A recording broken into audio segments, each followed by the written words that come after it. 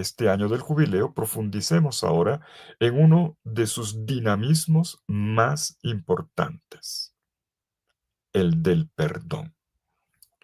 Como lo hicimos notar ayer, cuando estudiábamos los fundamentos bíblicos, este se practicaba con actos de liberación pascual, que el origen es la Pascua, y esto cómo se practicaba después, condonando deudas, porque una deuda te esclaviza, te amarra, te aliena, te quita todo, hasta la paz.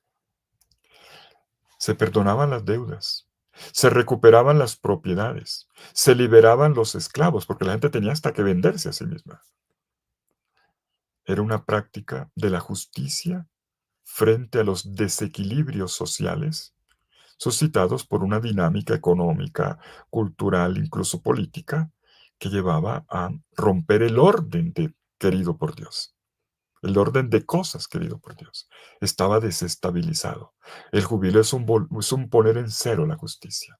Es un recomenzar. Es un restaurar. Sanar el mundo desde la raíz, desde el proyecto inicial, original de Dios. ¿Cómo podemos nosotros entrar ahora en esta traducción que vamos a hacer, la condonación de las deudas, al perdón, entendiendo que el pecado es la deuda más dolorosa? Para entenderlo, cómo se plantea el tema, volvamos un momentico otra vez sobre el texto del Levítico y enseguida su proyección en el Evangelio.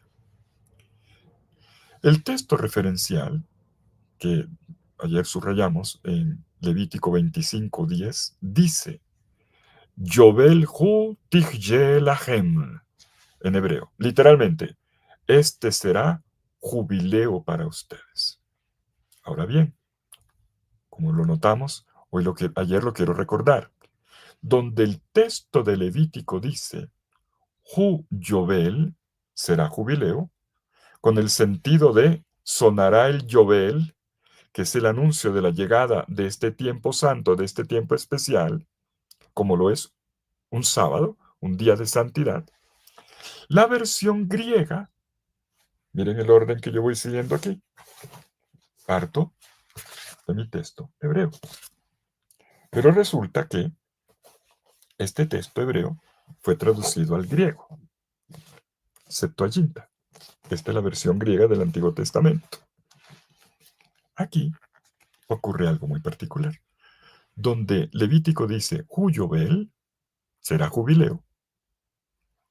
La versión griega de este mismo texto coloca eniautos afesios.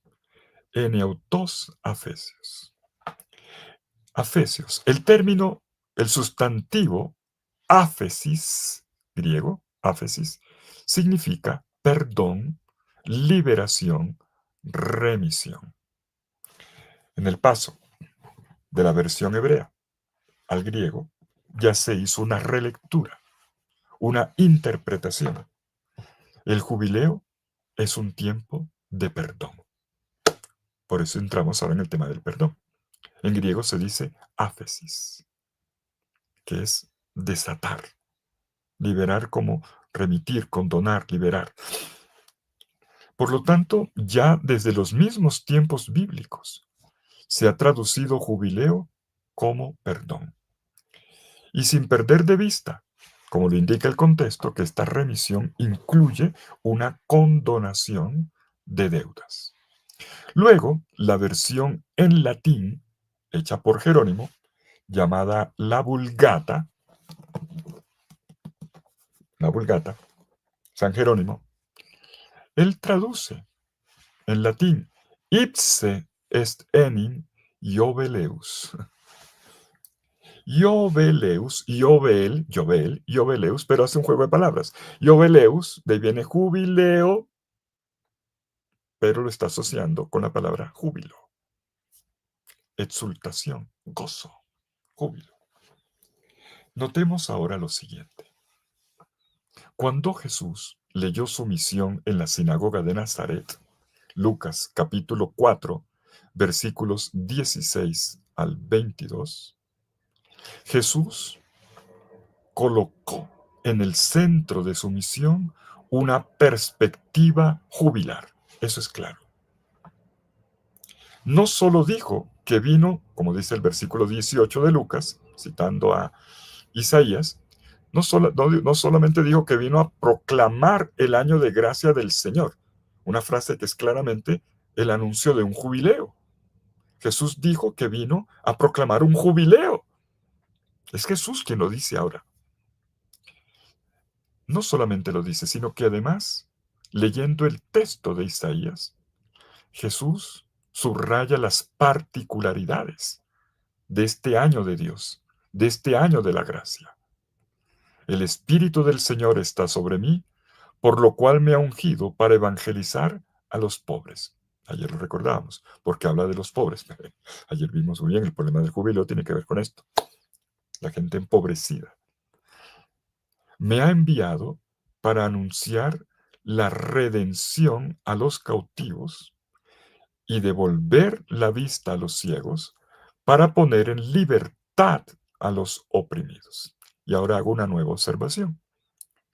Cuando en este texto se dice anunciar la redención a los cautivos, se está usando en griego el término áfesis. Áfesis. La Biblia traduce redención, pero es áfesis. ¿Qué significa áfesis? Lo acabo de decir, perdón.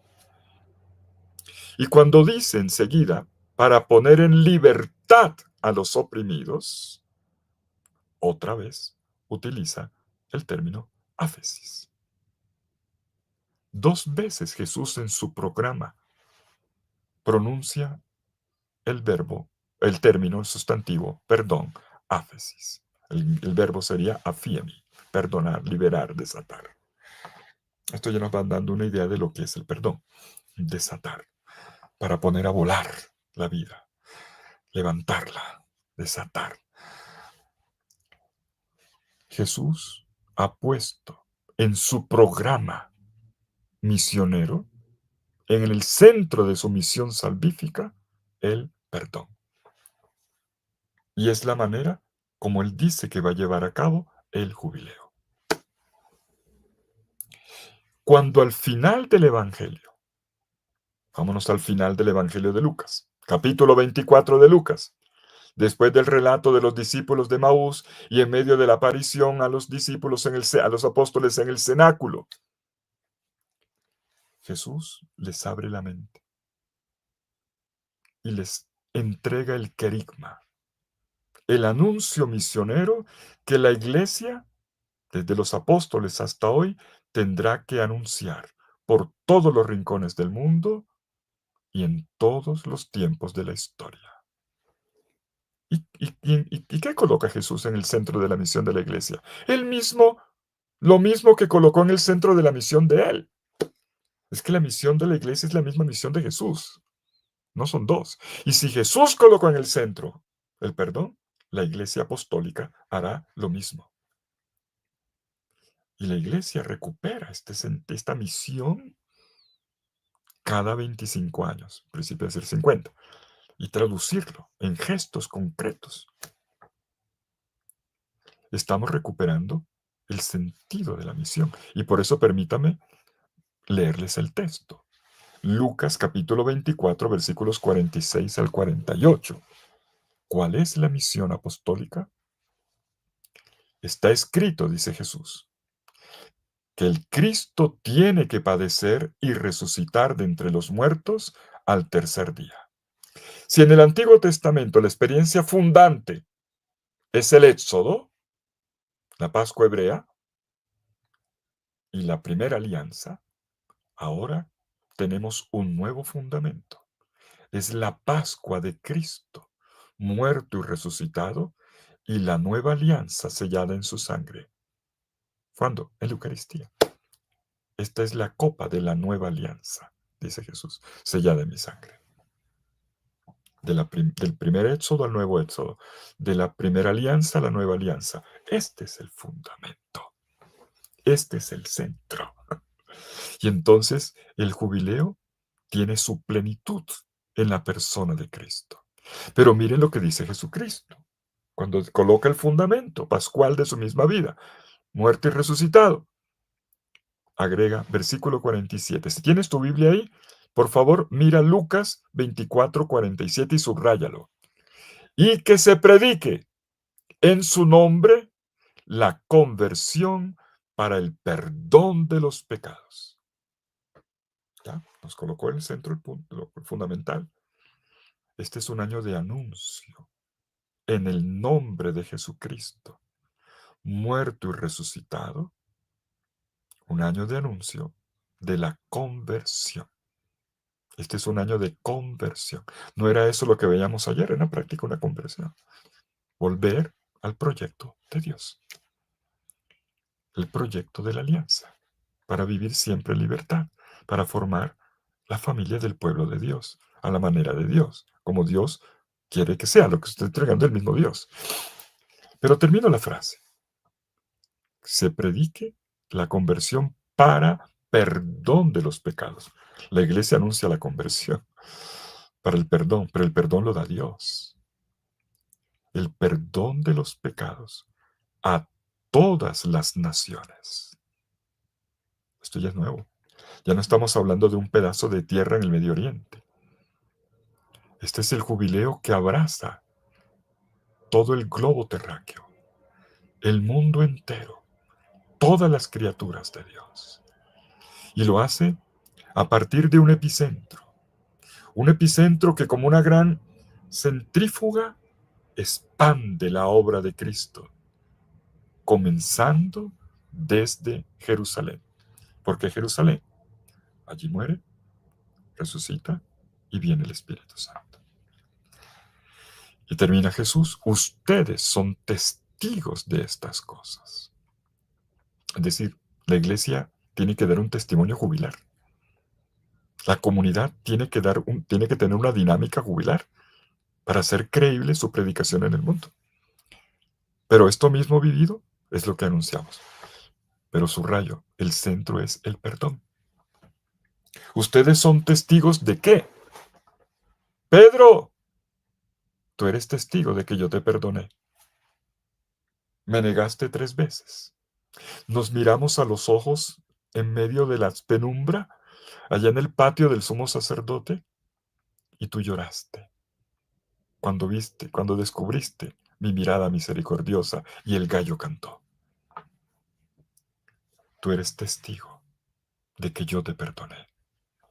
Y te perdoné desde aquel día, cuando a la orilla del lago, frente a aquella pesca milagrosa, cuando se rompían las redes, después de una noche en que tú no pescabas nada, y yo te lo di todo, tú caíste a mis pies, como dice Lucas 5:8.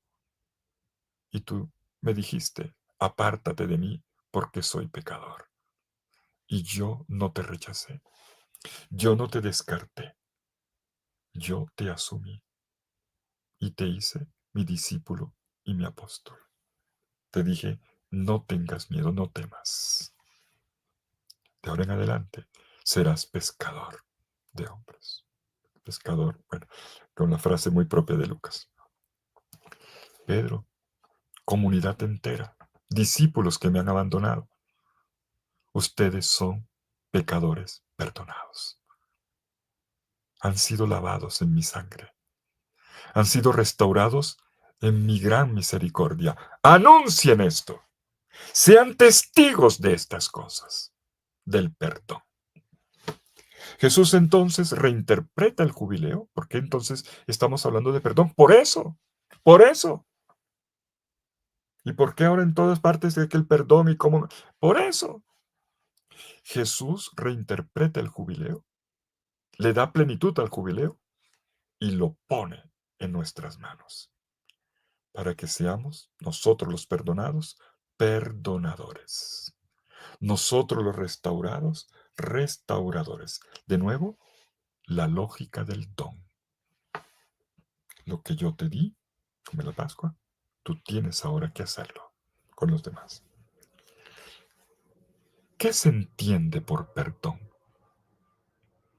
¿Cómo enseña la Biblia a ponerlo en práctica? ¿De qué manera el perdón es la experiencia jubilar por excelencia? Cuidado con el devocionalismo y, como dijo hace poco el Papa Francisco, me encantó, no voy a, me dice, me temo que convirtamos el jubileo en turismo religioso, ¿no? Como vamos a Roma, como vamos al santuario, todo el mundo haciendo maletas. ¡Cuidado! El jubileo es más que eso. Lo siento mucho con las compañías aéreas, ¿eh?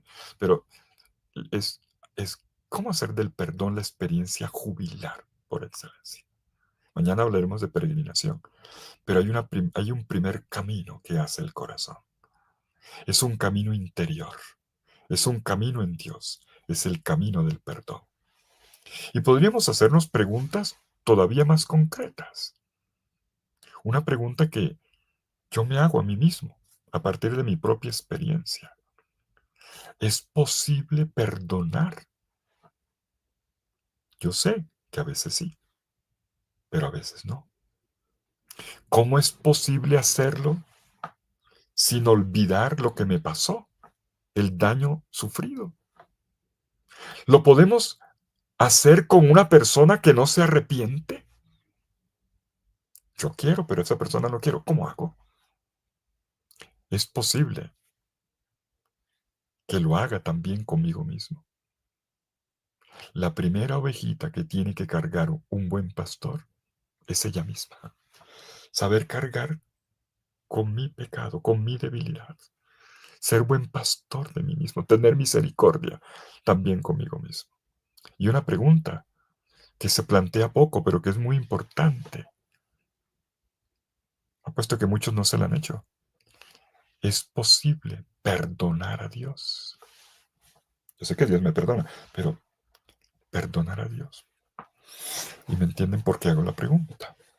A veces salimos de pelea con Él y no entendemos por qué me pasó esto y por qué no me... ¿Es posible perdonar también a Dios? Respondamos enseguida a la primera pregunta. El perdón, desde el punto de vista cristiano, es una completa regeneración. El perdón, repito, es una regeneración, es una nueva creación, es una restauración. El perdón es una dinámica creadora que nos pone en contacto con nuestro barro, que nos pone en contacto entre nuestra finitud y la omnipotencia de la bondad de Dios, que sopla su espíritu, su ruaj, en nosotros para transmitirnos su misma vida y caminar con Él, para vivir plenamente. El perdón es lo más hermoso y maravilloso que puede suceder en la vida de un ser humano. Vamos a profundizar esto dando 3 pasos, sumergiéndonos en textos bíblicos y descubriendo en ellos los dinamismos de este perdón, o este dinamismo de la persona interior, del perdón como la experiencia jubilar por excelencia. ¿Cuáles son estos 3 pasos? Primero, veamos la praxis de Jesús. Partamos del mismo Jesús. Luego, remontémonos otra vez hasta el Antiguo Testamento para comprender mejor el punto de vista hebreo sobre el perdón y al cual Jesús le dio continuidad. Jesús se apropió de la teología del perdón más genuina del Antiguo Testamento, le dio continuidad, lo aplicó y le dio plenitud, le dio plena realización. Y tercer y último paso, veamos el perdón desde el punto de vista apostólico. Punto número 1. Observemos a Jesús. Es muy típico para Jesús que la esencia de su ser no se exprese solamente a través de una enseñanza, digo enseñanza oral, sino ante todo de su presencia. dice palabras, pero también importa mucho la acción, la praxis de Jesús.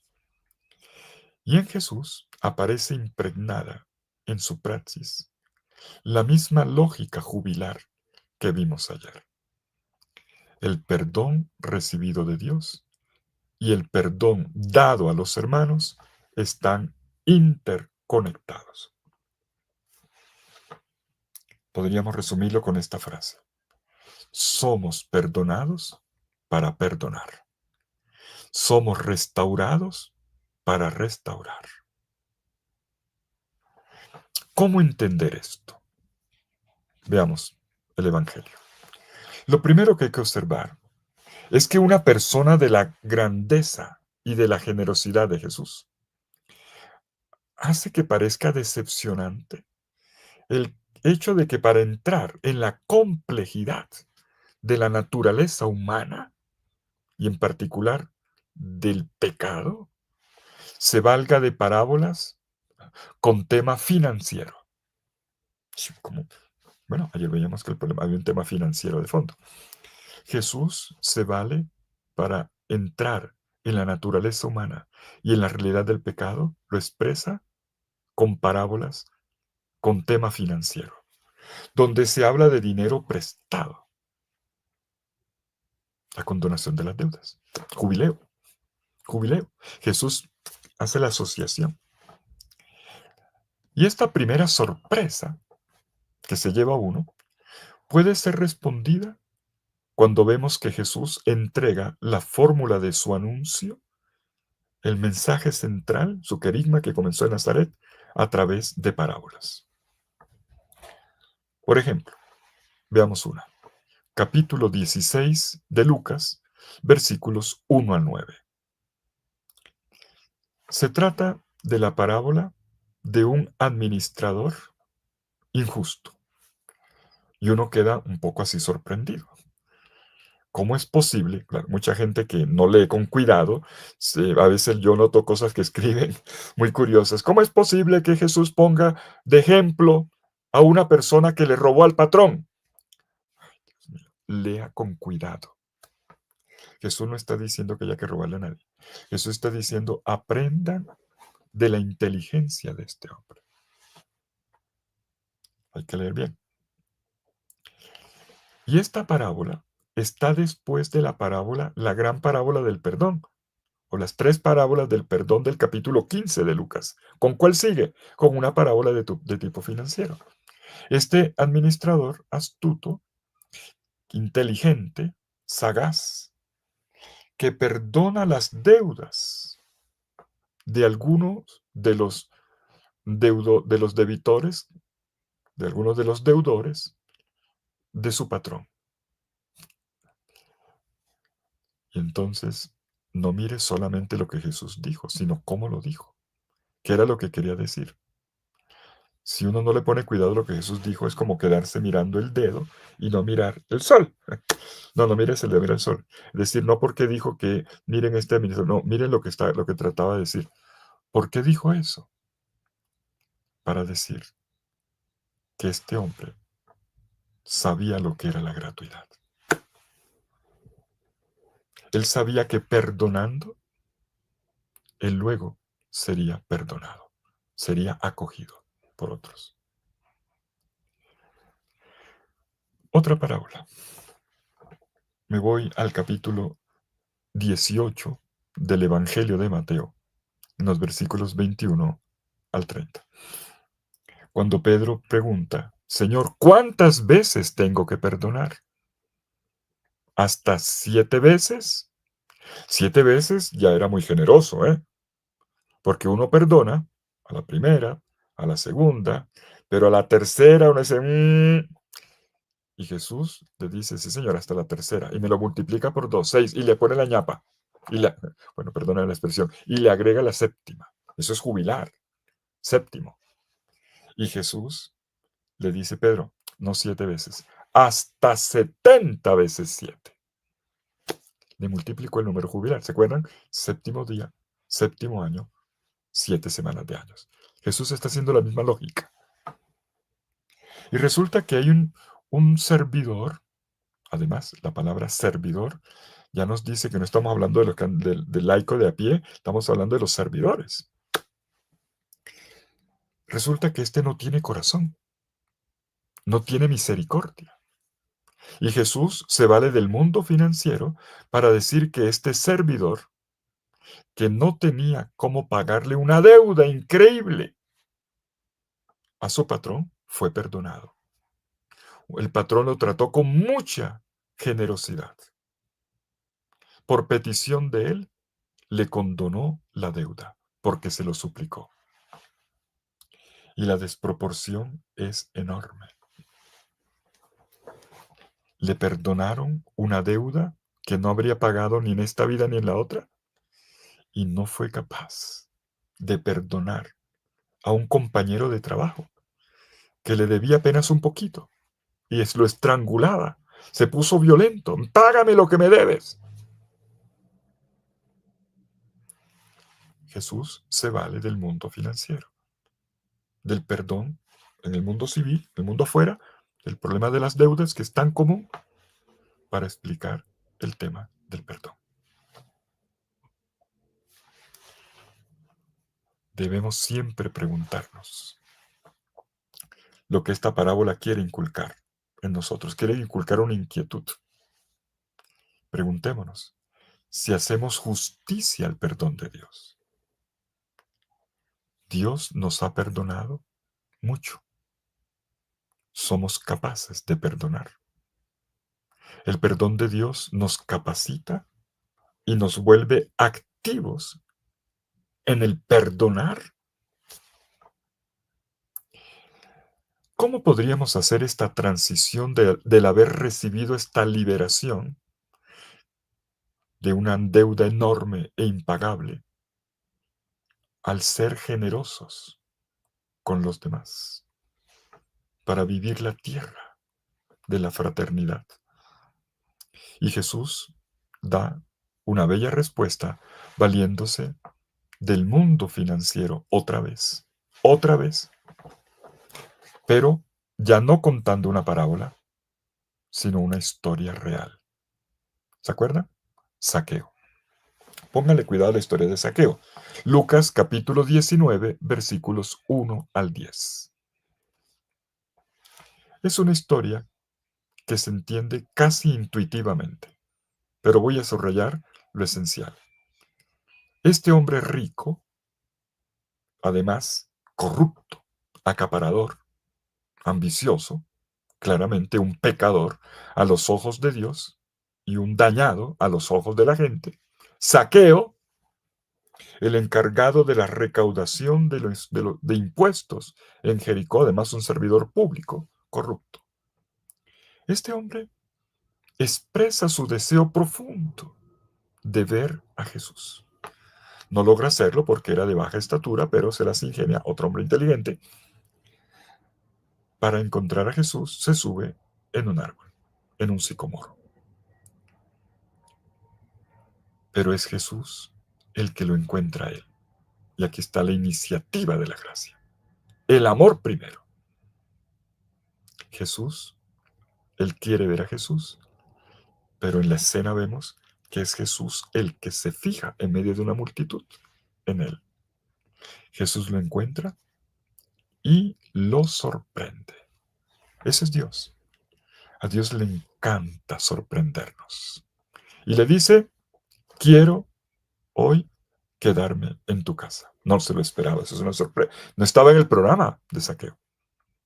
Quiero quedarme en tu casa. Pero él, si yo apenas yo me conformaba con solo verlo pasar y hacerle chao. Yo esto no me lo esperaba. Se quiere quedar en mi casa. Quiere ser mi amigo. Todo el mundo me critica y me rechaza, yo lo sé y me lo merezco. Quiere quedarse en mi casa. Y esta sorpresa, el texto no lo explica, no necesita explicártelo, porque es un texto intuitivo. Los textos bíblicos saben que tú eres inteligente y que vas a captar la idea. La sorpresa cambia a Saqueo. Saqueo no cambia a partir de la acusación, de la denuncia, de la reprensión. sino muy intuitivamente, a partir de una espontaneidad que hace realizar esa liberación y esta integración que Zaqueo acaba de sí mismo, que acaba de recibir en la generosidad que Jesús tuvo con él y que valía más que toda la plata que él guardaba. Un Jesús que lo honra a una persona deshonrosa. Jesús lo honra a un pecador. Lo honra yendo a su casa y comiendo en su mesa, que significa amistad. Jesús nunca le tocó el bolsillo, nunca le reclamó, nunca le tocó el tema del dinero y de lo que hacía con ese dinero sucio. Jesús simplemente le tocó el corazón cuando le regaló la gracia de un encuentro, tratándolo bien. Y en ese momento, Zaqueo se convierte. Este es el llamado a la conversión. Se convierte en un verdadero israelita, en un verdadero hijo de Abraham. ¿Por qué Jesús dijo esto? Que he aquí un verdadero hijo de Abraham. ¿Por qué dijo eso? No se estaba refiriendo al ideal de israelita que se toma en serio el proyecto de Dios. Este es un verdadero hijo de Abraham. Ha entendido el proyecto de Dios con su pueblo. El proyecto de vivir en la tierra en una dinámica de fraternidad. Una fraternidad cuyo corazón es la justicia y la solidaridad con los más necesitados. Dos aspectos que brotan ahora en Zaqueo. Justicia, devuelve lo robado. Generosidad, da todo y mucho más, la mitad de todos sus bienes. Y esto colorea el tema del perdón. En ninguna parte se dice que se le dio una absolución, que se le puso a hacer una penitencia y que hubo todas unas preguntas. Nada de eso. Atención con la praxis de Jesús. Aprendamos de Jesús. Jesús es uno que realiza la santidad de Dios en el contexto de lo que el pueblo de Israel llama en hebreo la tzedaká, o sea, la justicia, pero una justicia que parte de una gracia, de una misericordia, de un amor primero inesperado, inmerecido y tampoco forzado. Simplemente lo sedujo, se lo ganó, exaltando a uno que lo que merecía era una buena reprimenda. Y de nuevo nos tenemos que preguntar si el perdón, como lo vemos en Zaqueo, es espontáneo. ¿Cómo es que podemos sentir tantas veces en nuestra vida la incapacidad para perdonar? El perdón no puede ser a la fuerza. El perdón es un acto, es un impulso, como Zaqueo. Es un impulso espontáneo que va más allá de lo esperado. Si somos amados, perdonados, ¿cómo no dejar que nazca este impulso que después vamos a llamar jubiloso, exultante? ¿Cómo podemos llegar a hacerlo entonces? O mejor, ¿por qué no llegamos a hacerlo? ¿Qué es lo que está faltando? Piénselo bien. Pues les he puesto algunos ejemplos. Dos parábolas financieras y un caso de un hombre financiero, Zaqueo. Tres ejemplos que Jesús nos ha dejado de cómo una persona es puesta frente a Dios. Cómo esta persona llega a la comunión con Dios. ¿Y dónde está el dinamismo? antes de remitirles las deudas a nuestros deudores, Jesús nos cuestiona y nos anima para que digamos: Padre, perdona nuestras deudas. El perdón vertical del perdón de Dios hacia mí, cuando me reconozco pecador, está íntimamente conectado con este perdón recibido, necesario, divino, que hace que desborde en un perdón horizontal. El perdón al hermano es como un manantial que desborda. ¿Cuándo es difícil perdonar? Cuando me falta experiencia de Dios. Cuando no he tomado conciencia del amor de Dios, no me he percatado o no lo he dejado amar. Y por eso